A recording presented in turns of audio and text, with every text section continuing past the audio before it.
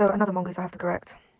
Again, John 1:18, they love to use this as a proof text of the Trinity, so let's dismantle this. I believe that John 1:18, the way that this person is quoting it, is a forgery, and I'll explain why. So one of our earliest manuscripts, I believe if this is not the oldest, it's maybe the second oldest, but Papyrus 66, it quotes it as God, okay? And then I think the next one would be P75, and it also quotes begotten God. On the official Codex Sinaiticus website, it does say Son, but I know that there are manuscripts of the Sinaiticus that do read God.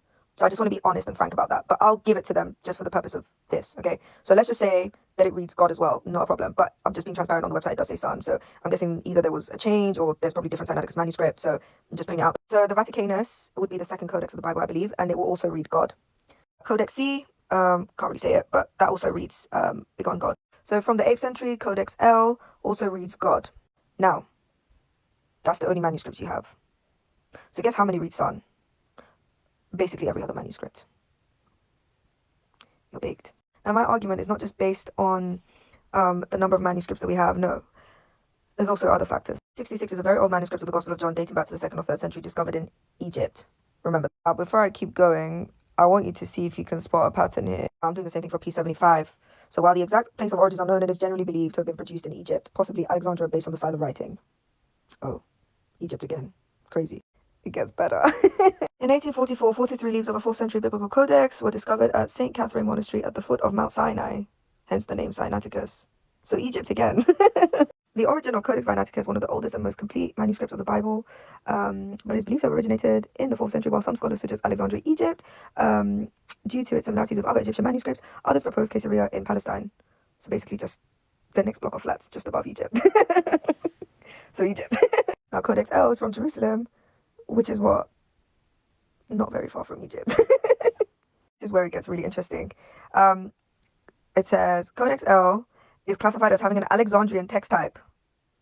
So Egypt. It all goes back to Egypt in some way, either through the text type or the location. I mean, Jerusalem's not even that far from Egypt, even if you want to argue about location, but it all goes back to Egypt in some way. It's either that text type, because remember, this is from the 8th century now, but Egypt, you could tell, this is where the cause of the problem is. Codex C again, lo and behold, guys, is a significant manuscript of the Alexandrian text type. So Egypt again. It goes back to Egypt in one way. Be transparent. They're saying it's believed to have been from the 4th century, while its exact location or origin is debated. Possibilities include Alexandria, Italy, or Rome, but it's still of the Alexandrian text type, so it still goes back to Egypt. But I just want to be transparent, okay? I just want to present the facts. I don't want people to think that I'm giving them a skewed thing, but most likely it's this one. But even if you don't want to go by location, it's still of the Alexandrian text type, so there's no wriggle room. It goes back to Egypt in some way, shape, or form. There was actually one more manuscript that I forgot to mention. It's Codex 33. Again, so we've got one from Jerusalem, which is just one block of flat just above Egypt. But the manuscript itself was actually found in Egypt, so you do with that as you will. But let's see what text type it is, just out of curiosity. Oh. Yeah. So what I'm trying to say is that all the manuscripts that are either of the Egyptian text type, the Alexandrian text type, or they were actually from Egypt themselves or found not too far from Egypt, they read God. Okay, so typically a Trinitarian will tell you, well, because these are our earliest, then therefore it's the best. But here's the thing, right? If the God rendition was the original one, then wait a moment. Why does Codex Alexandrinus read Son? So this means that some scribe in Alexandria changed it, because even the authoritative manuscript in Alexandria read Son. Okay, so it wasn't even like, oh, in Alexandria it was just like God across the board, because this one, Codex Alexandrinus, reads Son. Okay, so the corruption happened here because everywhere else in the world read Son.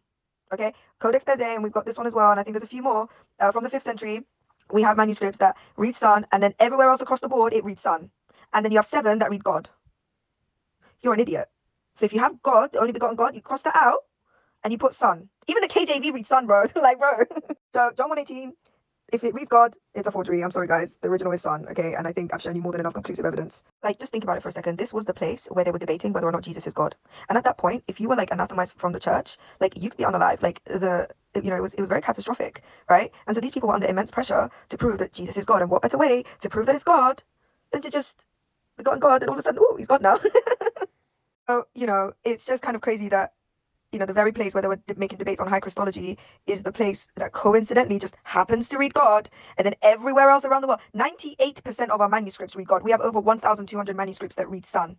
It's Son. It ain't God. He's not God. That's a forgery.